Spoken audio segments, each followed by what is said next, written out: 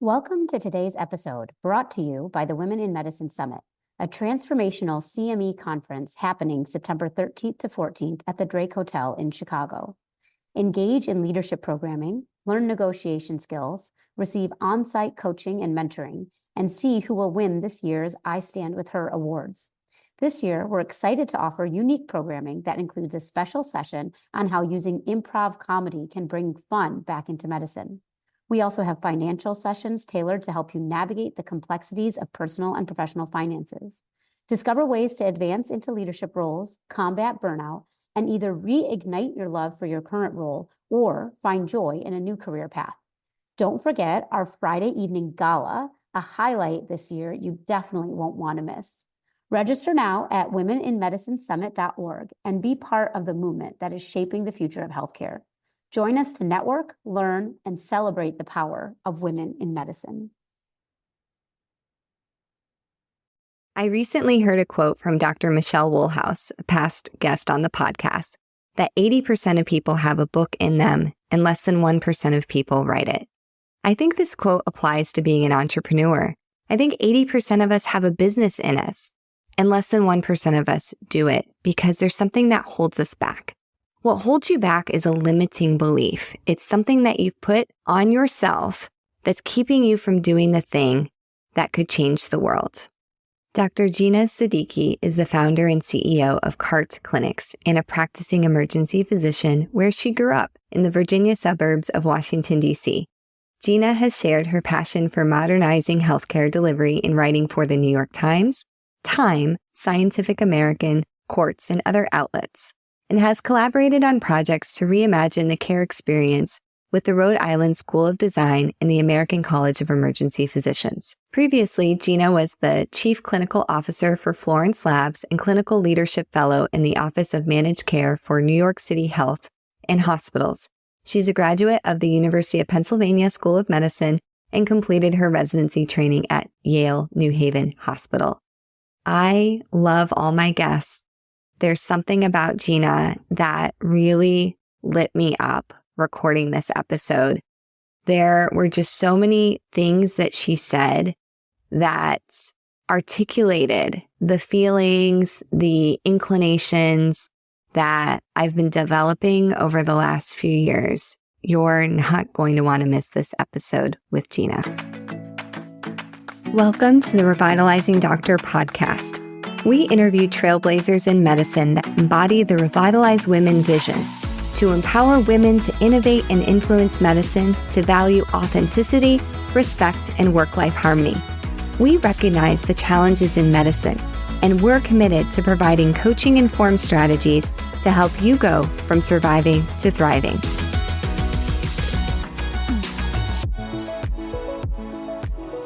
I'm so excited today to have Dr. Gina Siddiqui, the founder and CEO of CART Clinics, with me on the podcast. Welcome to the pod, Gina. Thanks so much for having me. Excited to be here. We like to start the podcast with your doctor origin story. Can you tell us why you became a doctor? Yeah, sure. I actually wanted to be a health journalist at first. And in college, I applied for these fellowships to go to other countries and basically report on how underserved populations were served. And I remember this trip I took to Chile, where they have a really cool model. Basically, indigenous healthcare is very harmonious with Western medicine. The two facilities are side by side. They're both funded by insurance. And I was basically following around a medical team taking care of a patient. And as I watched this healer interact with somebody who had come from really far away, totally different kind of life circumstances, even cultural background, they just sort of like in a few seconds hopped into this super intimate state of connection with each other. And I just kind of, as an observer trying to write about this, I had this very clear feeling like I'm observing this thing, but I want to do this thing. I want to have this type of connection with people. And I think now as I've gotten older, I understand that there's many ways to access that kind of fast track to building trust with someone and feeling like you guys are on the same mission. But I think being a doctor is a really wonderful way to do that. Would you say the things that drew you to medicine are the same things that keep you in medicine, or has it changed over time? I think that it's the same things, but I feel like actually now in my career is the first time that I'm really getting to do those things. For a long time, through med school, through residency, I actually kind of like wondered if I was wrong. Like if I was observed this thing that happened in this other country, this health care encounter, and that was not going to be accessible to me in the medical system you and I know. And I, for a long time, thought that, maybe the reasons I went to medical school and the kind of healer, doctor, person, caring, confidant, expert that I aspired to be is not going to be accessible to me. And maybe I need to sort of adjust my expectations and sort of settle, basically. And I think that actually, the more that I tried to persist in pursuing that thing, that relationship that motivated me so long ago, the more satisfaction I found in my career. And I think I told you when we were chatting earlier that this is the first time in my entire career I feel like I'm actually being the kind of doctor I wanted to be. So, well, let's talk more about that. What do you do now?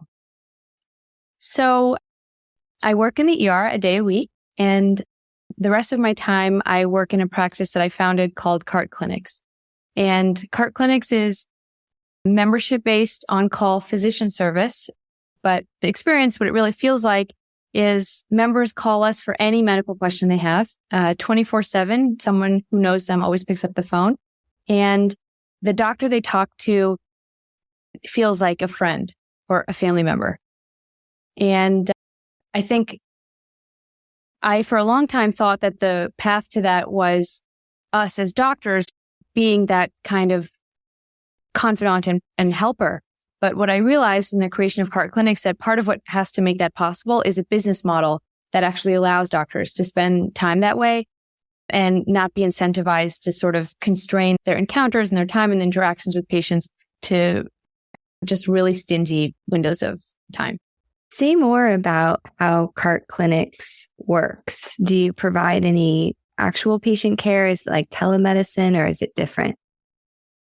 Yeah. So if you had a friend who called you knowing that you're a doctor and asked for help, that's very similar to what the experience is with CART Clinics. So you're not their doctor. You're not sort of telling them definitively, this is your diagnosis, or this is the medication regimen you should be on, or see me in my office next week.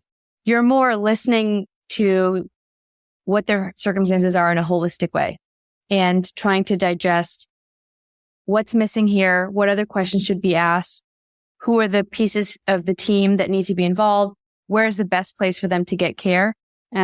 That's really what CART Clinics does. Awesome. And I'm just curious, how does that work as far as like the doctors that work for CART Clinic? Can they talk to anybody across this country, or do they have to have a medical license in the state with the people they're talking to? Yeah, great question. So if you're not being the doctor, the patient's actual physician, you can be in any state as long as you're not establishing a doctor-patient relationship. So we have what are called teams for each of our members. So they have a lead physician and then an on-call team that also knows their medical record, knows their story inside and out, but basically covers around the clock, weekends, holidays, anytime they might have a question. So we try to match up actually our lead physicians to sort of be aligned geographically. So if there is something more advanced, they can do it, but sort of the core of what CART Clinics does doesn't require us being in the same state. That is so interesting. So when did you found CART Clinics? Our first members came on board in August, so super new. Wow. How'd you do it? I think so many people listening, our audience does have a lot of people that want to start a business. They have an idea and it's just so hard to get it off the ground. Could you walk us through that process? Yeah. And I think there's always survivorship bias with which ideas work, or I won't claim to have all the answers. But the thing that I think not only helped make this company exist, but also helped me sort of stay motivated and feel happy and thrive earlier in my career was kind of double click on anytime I saw something that patients were experiencing that I thought was just wrong and just leaning into seeing how I could fix it. So I'm sure there's going to be different things that I noticed than some of these listeners noticed, than you would notice, and types of problems that I'm drawn to, types of friction in the health system that especially grates me and I feel especially aligned to fix. So literally how Cart Clinic started is in the ER, I would give my phone number to certain patients after discharge. Like you kind of sense like this is a person, they're going to meet some barrier in a few days, or they're going to have some question, or there's something that we've left lingering that like our existing health infrastructure is going to make really difficult for this person. And actually, if they call me, a person who understands their context and story and has all the resources that I have as a doctor, I'm going to be able to solve this question super fast for them, right? So I just was naturally doing that after my shifts. And it made me feel a great sense of peace when I would call somebody back and they would have an issue that they felt like was really insurmountable. And I had a relatively easy fix for it. And that was a light bulb moment for me that, oh, like this is something that they don't have any other access to, any other resource. And me and my colleagues are able to fix this. And then the process of doing that, of course, also came with warts and challenges. Sometimes people would call me back and I didn't have the resources that I needed to fix their problem. And I thought to myself, gosh, like I wish that I had the hours and the colleagues and support system and time to solve this person's problem. So, I mean, it was like a very organic thing. Nobody was paying me to do it, but obviously nobody was forbidding me to do it. Like if you, as a doctor, do things that are going to try to help your patients and make them better off, we're very fortunate. We basically have free reign to kind of lean into that as much as we're willing to. You just kind of keep following that thread and chase that curiosity, and one thing leads to another. Did you take any courses or do you have a business background? I mean, I think that's the barrier for a lot of physicians is in some ways our training is so wonderful because we have that depth of medical knowledge. But looking back on my medical training, if I was dean of a medical school, there's definitely some stuff that I would put into medical school curriculum. Because I mean, the truth is, and I still am involved in medical education. Yeah. I know that the amount of medical knowledge doubles every 60 to 90 days. Yeah. So the way we were taught to go to medical school and memorize so much stuff, there's a certain amount you have to memorize. I'll give you, learn all the bones, learn all the muscles, that. But looking back, there's so much time we spent memorizing stuff where now most of my time being a doctor is, you had to have that baseline knowledge, but it's being able to navigate how to learn. So what I wish we would have had in medical school was some basics on business, some basics on how the financing of healthcare actually works. Because without that piece of information, I think it really holds a lot of us back from being able to negotiate, understand, and then when we want to start a business, how it would actually get funded. So did you have any of that knowledge, or did you have to learn, or was it just about putting people around you in order to make Cart Clinics take off? Yeah, I think that's a very insightful question, and I have several reactions to it. One is kind of broader and upstream, which is that I think, not just medical education, like so much of our education right now is memorization and kind of, I guess, like obeying based. And everybody's sort of talking about how jobs are going to change with AI. And I think one kind of central thing to think about is how asking the right questions is really more important than kind of your own, from however many years ago your education was, ability to retrieve specific facts will be, right? So medicine is definitely poised for a change based on that. I feel like you can think of a bank and how people used to go ask for transactions when like an ATM machine could sort of deliver on a lot of those rules. I think medicine, a lot of the protocols that we've been trained to memorize are going to more or less be programmed into the equivalent of an ATM machine, right? And patients are going to be able to consume a lot of that without a lot of human interaction. And I think the really powerful things that humans can do, like we said earlier, is really think about the right questions.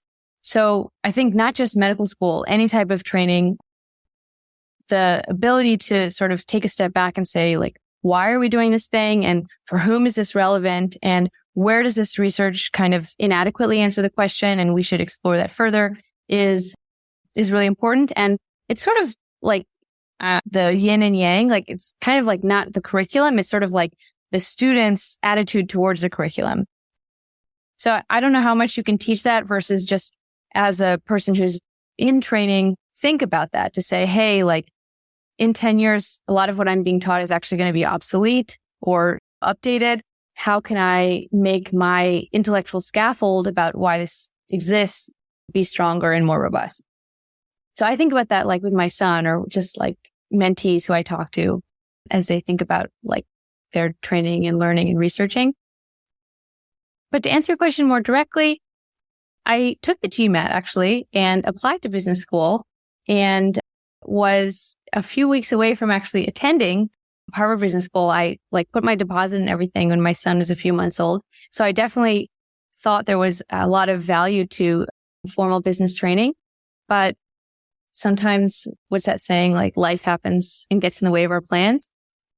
I took an opportunity at a startup instead to learn sort of trial by fire. And most of my business training has been that way, just talking to business leaders who I admire. I started a company in medical school. I started a clothing company in high school. Looking back, it was probably a latent interest. Podcasts, great podcasts like yours. There's a lot of learning, I think, to be done independently if you just follow your passion. I love that answer. And I just want the listeners to go back and listen to that last minute and turn it up, because the answer for most doctors is, I need to go back to school. I'll do it after I get the formal training. They're so used to being on a ladder and the next step, next step, next step. The truth is, doctors are freaking smart. They're smart. And a lot of times, the issue with physicians is risk aversion. They want the safe bet. If I get this degree, then it'll be okay. But the business space is inherently not a safe bet, right? So I think I would really implore the listeners to stop making the excuse that if I get my MBA, if I do this certificate, if I take this course, then I'll start my business. Now, certainly there were things you did, and we'll get into that a little bit more, that you weren't just like throwing paint against a wall. There was thought behind everything that you did. But I love that you got into the arena. To pull some Brene Brown into the episode, the Theodore Roosevelt quote about getting into the arena and being mired in the sweat and being open to shots. That the idea is, yes, I'm in here and I don't know if it's going to pan out. Like when I went into medical school, I knew the matriculation rate was nearly 100%. When I start a business, when I do stuff with Revitalize, this podcast, I don't know 100% if it's going to pan out. But I know that I'm going to learn a lot and hopefully bring value, and it'll persist or it will evolve into something else. Any reflections on that? No, I love that. I love how you put it. I think taking existing playbook, you can kind of estimate out time and the success rate, just like you said with medical school, right? Like all of us are in a cohort of what happened to the class before us, the class before that. Maybe there are little changes to the curriculum, or like you're going to do your preclinicals earlier or later, or what have you. So if you're going to repeat a recipe that you've already cooked, you can say how long it's going to take. But if you're going to make up a new recipe, there's all the upside of like, this is an exciting new recipe, but yeah, there's risk that maybe it's going to take longer than you expected, or it's going to not be good at all, or even something will explode in the kitchen. Yeah. And was that something that was just inherent in you? Like, that's just Gina. I started a clothing business in high school. It's never scared me, or it's been a muscle that you've had to build, or a little bit of both? Yeah, I think it's both. I think for a long time, I didn't think I looked like a business leader. The kind of picture in my head of what a business leader was didn't square with who my personality and my strengths and my flaws.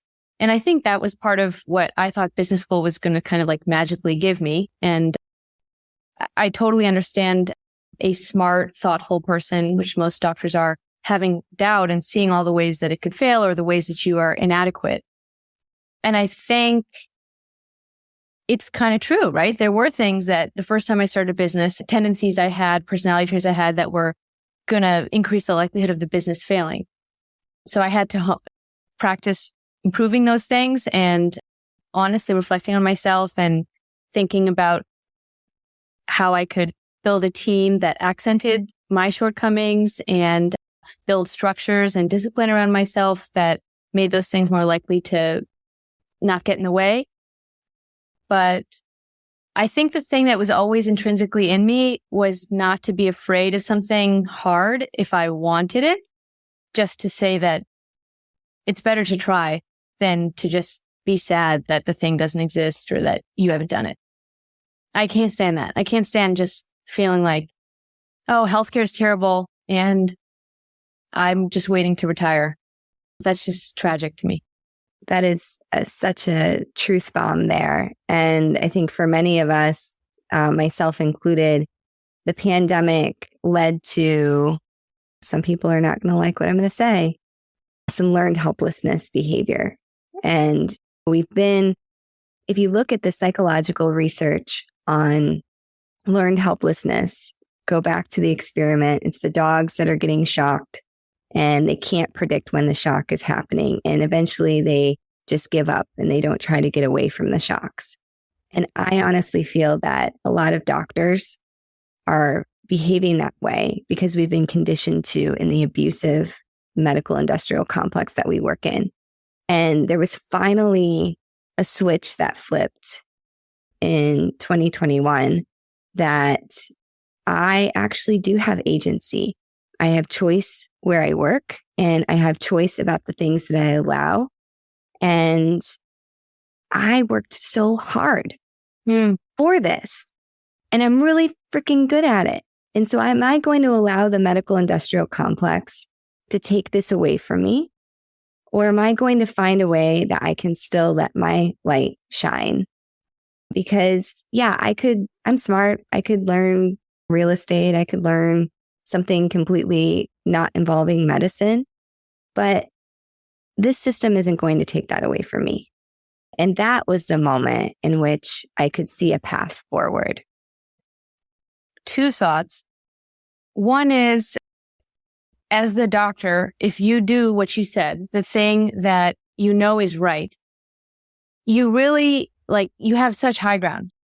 Nobody can tell you, stop doing that thing that's right for patients, right? So if it's not kind of what the precedent has already been, or it's not the most time efficient or cost efficient practice, but you can make a clear case, this is actually the right thing to do for the patient in front of us, you really get to just do that. That's the first reflection. The second one, I don't know if you remember, in your training, you'd sometimes see doctors who were clearly burnt out. Yes.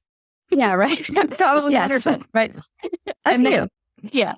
And then you would see also some doctors who were super, super not burned out. They could be 100 years old, right? And there's this light inside them. And the thing that was always crazy to me is sometimes they worked in the same department, right? Side by side, right? So they're in the same nonsense, both of them. And one of them, the administrative burden and the insurance calls, it just weighs down on them, right? And they're just sucking all of that in and it's taking away all of their enthusiasm. When a patient asks them something that the system doesn't have good resources for themselves, they take it on themselves and they're so upset, right? And then there's this other doctor and it seems that stuff is just ricocheting off of them. They're just okay, whatever, that is noise. And I'm sure you have experienced both of these states, right? I have experienced them. I've had the state where I'm super burnt out and I'm blaming on the patient. I'm externalizing, I'm doing all these bad things, right? And then I want to go home. And then I've had the cases where I just I'm on a mission to figure out this thing that's going on with this patient, and nothing is going to stop me, right? And I don't notice time going by. I don't notice having to go to the bathroom. I don't notice the BS of some staff person who has sass. Like, nothing can get to you.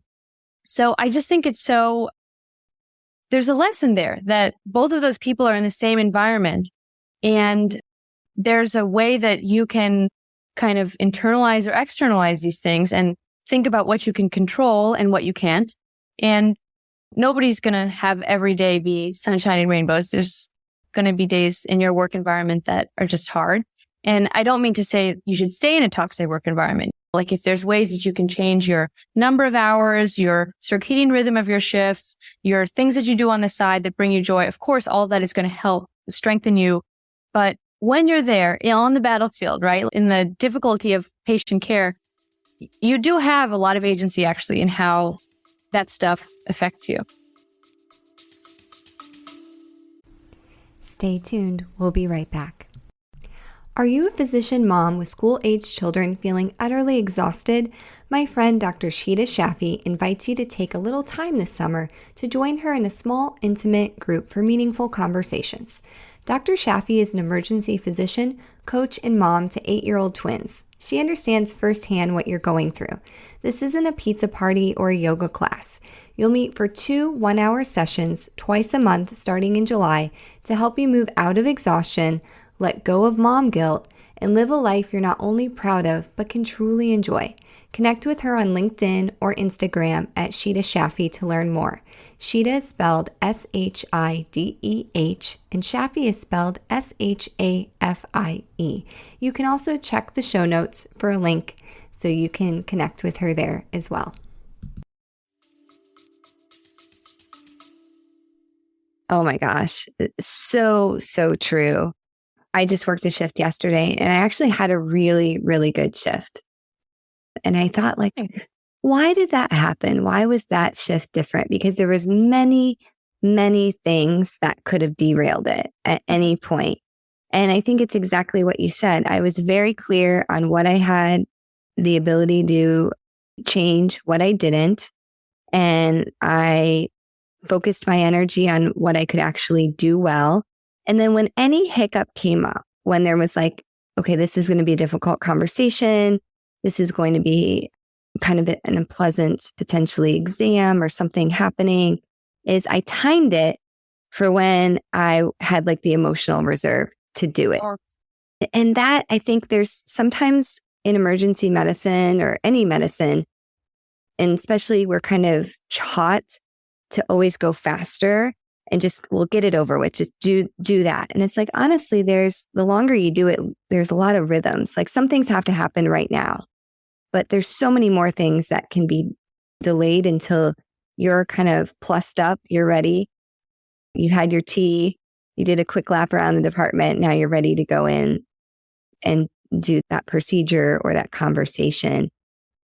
And that's something that I just couldn't really access very well my first year or two out of residency. Definitely. Because I think the more it takes experience, like you said, also the more you do the exercise of asking yourself, which things do I have control over and which do I not? You actually realize you have a lot more control than you thought you did. And then you sort of say what you did, which is, okay, there are like a long tail of time sensitive things that I have to do immediately, but there's actually way more than I thought, things that I can wait 5 minutes, I can wait 10 minutes, and like doing a few quick breaths or a lap around the block takes seconds. And then you're in a much better state to do that thing. You'll probably be more successful at the procedure. You'll probably be able to talk to the patient about it once rather than them debating or being upset or even calling patient relations. There's a saying, I think the physician Victoria Sweet first coined, the efficiency of inefficiency. That sometimes when you're practicing medicine, you do an inefficient thing, more thorough and thoughtful and a little extra at the beginning. And it's actually way more efficient to have been inefficient up front for the patient and for you.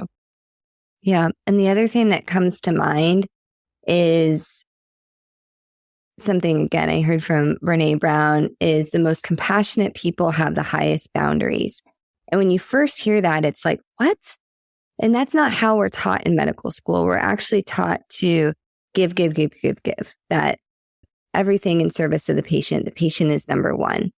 And yesterday, honestly, just because we were kind of bedlocked, there was only so much you could do to make things happen. So there kind of were more lulls. And I had this older patient. She was pretty old. And so her daughter was actually pretty old too.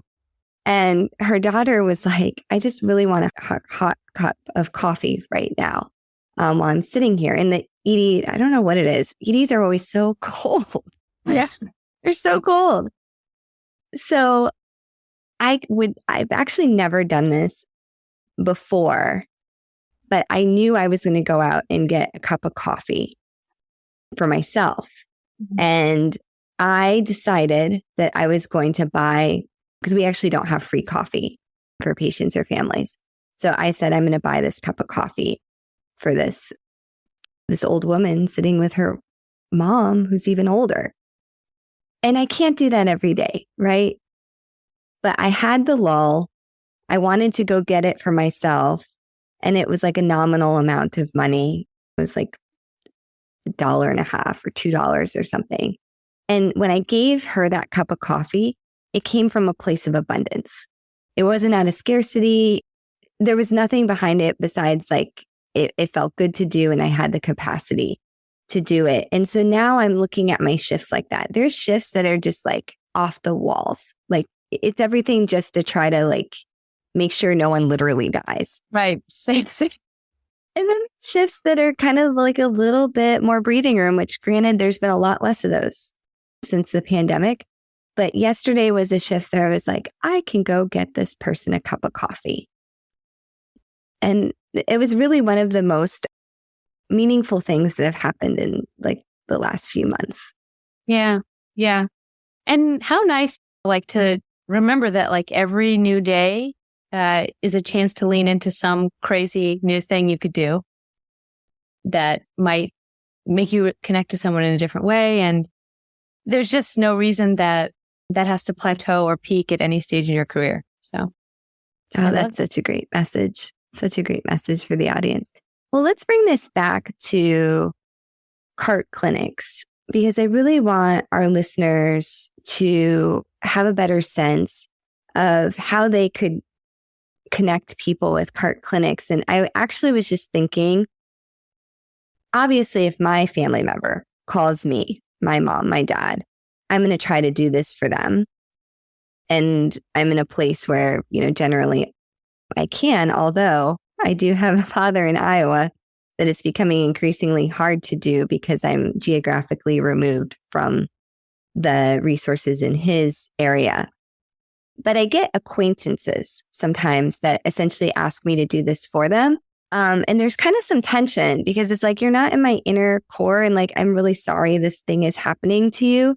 But like, you're starting to ask like a lot from me. And getting back to that coffee analogy, I'm feeling like I actually can't bring you the coffee.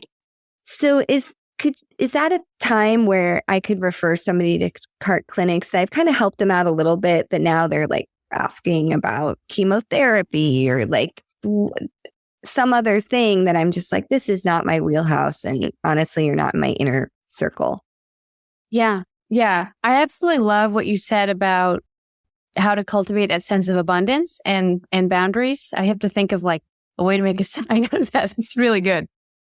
And that's the basic premise of when someone should come to CART clinics is exactly what you just said. There's been some medical change or question or inflection point in their lives. It doesn't have to be like a bad thing that happened. Sometimes it's like, I am getting really interested in fitness or getting really interested in longevity or alternative medicine. And the doctors who I talk to don't seem to really have like the time to get into this as deeply as I want to. And I feel this guilt to ask them questions for a longer period of time because I kind of sense the timer running down on our visit. But on the same token, I want to talk about this longer and I want to go super deep with an expert. And I pay for that. So that's really the whole purpose of CART clinics. And to your point about your family that you wanted to help, that was part of the genesis of this company is people would call me, friends, acquaintances, as you mentioned, neighbors, whatever. And sometimes, even if I had all the time in the world, which of course I didn't, I also didn't have the network and the resources, the infrastructure in place to help them, right? Like if they're in Iowa, how am I going to find a great doctor or specialist in Iowa? So the months leading up to the launch of CART Clinics, that's what my team took the time to do, is to say, what are all of the physical brick and mortar doctor's offices and what are their areas of expertise? What are the things that you don't find online about them and what types of patients they see? And if they're really accepting your patients that you really want to know.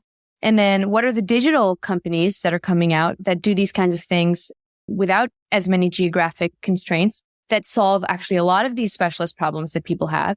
And then what are actually the supplements and imaging centers and other sort of ancillary health pieces that we need to have a good understanding of and vet and rigorously assess before we recommend them to a patient. So again, people start companies that kind of heal something that they need themselves. I was building and investing in this network that I wanted to have when people called me that de novo that day, that Thursday night, someone called me after dinner. I wasn't going to be able to just magically pull out of a hat. It's brilliant. I absolutely love what you're doing and that you've found what aligns with your passion, with your strengths. And this is so exciting. If we have somebody that would like to refer somebody to CART Clinics, how does that work? Members can just contact us directly on our website. It's CART, CARTE, clinics.com. We have a LinkedIn page. And actually, the other thing that I think I would love to reach out to this audience about is we're always trying to build up that physician side of the network. So I think there's a lot of natural alignment in your listeners for the priorities that we really look for in doctors who work with our patients. People who want to have those more lasting, deep connections with patients as sort of an accent to their clinical practice. People who have strong opinions about aspects of our healthcare system that could be done better and want to rigorously help patients assess who are the really good actors who deserve more patients and what are the places that we should give transparency about really how they operate that is really not that desirable. So I also would really welcome any doctors, other providers. We have nutritionists, physical therapists, personal trainers, anyone who's related to health can reach out to CART Clinics and we can try to figure out which of our members would benefit from their expertise. I love that because we do this right naturally as doctors. And I have my holistic medicine group that my masseuse refers me to my acupuncture person, which I haven't set up yet, but it's on my list. And then I can't remember who in that group was then, this physical therapist. I mean, we all kind of do this, but it's such a hodgepodge process. So I love that CART Clinics is doing this in a way that's so smart and so well researched. And that really makes this efficient because this can take hours, even for a doctor, even somebody me that's like, that's like very versed in a lot of this stuff. You can really go down a wormhole trying to figure this out. And I love, and I don't know if everyone picked up on it, that you had mentioned that the way you're getting this information too is more than what you're going to find on Google or insert whatever browser thing you want to put in there, because all of that, there's stuff that's not in the reviews online. Exactly. Essentially, we know Rest on Earth is how the surgeons are on the operating room. It's a very different story. Exactly. Yeah. We all we know beyond the shiny pictures and the other thing. And I didn't know this, like this is a little truth bomb that I'll drop is there's a lot of different services that will rank a doctor as a top doctor, or best doctor, or whatever. And it's all paid for. It's all like advertising. It's pay to play. And it's very interesting once you start kind of digging underneath of the surface about how we message and this information is shared with patients. Yeah, I totally agree. And some of that research work is valuable, like a small amount of it, but a lot of it is like totally a waste of your time, right? Like you're calling, you're waiting on hold, and then you get through to a receptionist, and then you tell them your story, and then they tell you information that they didn't have on their website that makes you know, oh, actually, this place I totally wasted my time waiting on hold here. So I think it's also just like this like waste in the system that makes people deterred from taking care of themselves because they're like, okay, like literally trying to see a physical therapist is not worth the inconvenience and headache that I would have to endure to get there. So just forget it. While you can order your groceries delivered to you at any hour of the day with a few clicks. I love that. Is that where the name Cart Clinics came from? Oh, no, it's not the name.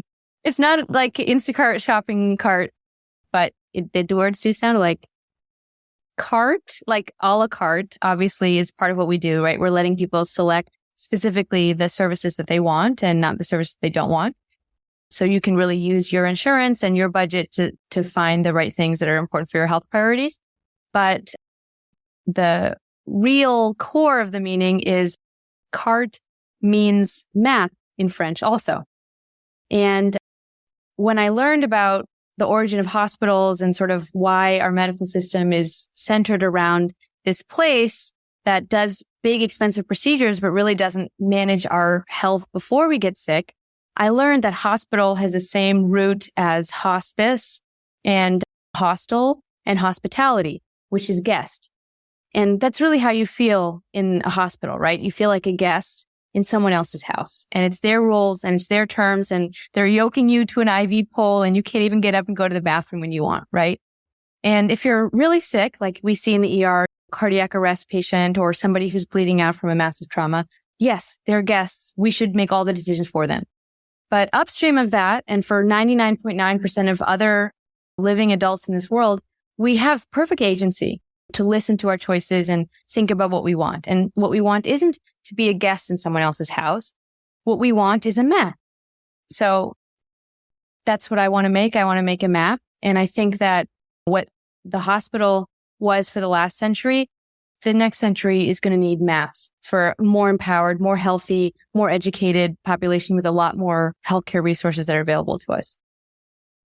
That is amazing. That was not a pre-planned question, and I'm so glad we got there because I think that is just such a beautiful description of the road ahead. And what I hope we inspire in our listeners is this is the age of disruption in medicine. It is not going to look like it has been. And for many people, that's scary. But for me, it's exciting because it can't look like it's been. This is not work. I mean, our patient population is older, sicker, more complex than ever before. Yet we have the technology. There is such potential to completely disrupt and improve the system to bring it home to what we believe here at Revitalize, be better for physicians and better for our patients. Totally. And the things that you love to do that you don't get to do as much now because of the current system, well, let's set up a new system leveraging technology where more of that is done by technology, and we can do the human things, the stuff that can't be automated, that I think for most of us is really why we went into medicine. I love it. It's so great. Well, if our listeners want to connect with you, maybe they're really fired up and they're excited that maybe they could work with Cart Clinics. How would they get in touch with you? Yeah, same thing. LinkedIn, our website has a contact us form. I'm on Twitter. I'm really open to, and it doesn't have to just be for something relating to Cart Clinics. If you just want to chat about what your goals are and see if there's a way that I can help you get there, it would be my honor. I love that. Oh, this has been such a treat. I can foresee more episodes with Dr. Gina Siddiqui. Thanks for joining us on the podcast today. Oh my gosh, me too. Can't wait. Thanks for listening to The Revitalizing Doctor, a project of Revitalize Women Physician Circle. Our mission is to connect women physicians and allies through innovative, value-based coaching methods that align trust, support, accountability, and skill development to ignite the courage and clarity necessary to take bold actions, create change, and thrive. If you're interested in working with us, check out our website at peoplealwayshcc.com/revitalize or email us at revitalizemmm.info@gmail.com. This podcast represents the views of our host and guest. It does not reflect the views of any institution we work for or with.